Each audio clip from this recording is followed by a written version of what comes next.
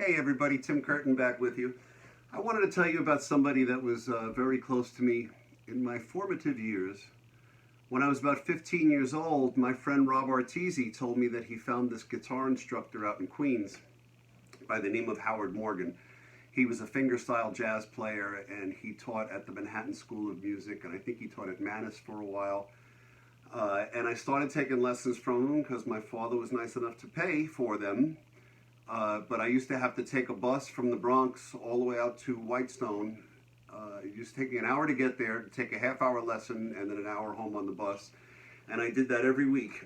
And this was Howard Morgan, and he wrote a couple of songs specifically for the guitar to teach certain techniques. And he wrote this one blues number called Blues for High. High White was a jazz musician that he liked. And he built it with just a bass line. It's a 12-bar blues in the key of E, so it works great on guitar. But it shows how to keep a walking bass line going and bring in a melody and some chords and get a couple of things going on at the same time. Now, he played fingerstyle. I stink at fingerpicking, so it forced me to develop more of a technique like Steve Howe from Yes does, where I hold the pick here and I use these three fingers. It's totally not classical technique. It's something I first saw Steve Howe do it when I was about 12 years old, and I've practiced it ever since. And I managed to get around on it, because when you can't do something, you find another way to do it. So with Howard Morgan in mind, I studied with this guy for like 5 years. He even wrote my letter of recommendation to get me into Berklee College of Music.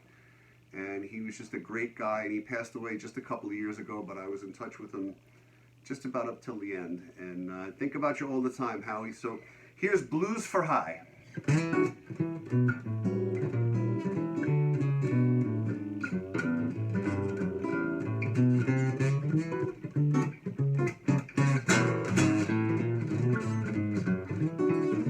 here's just the bass line.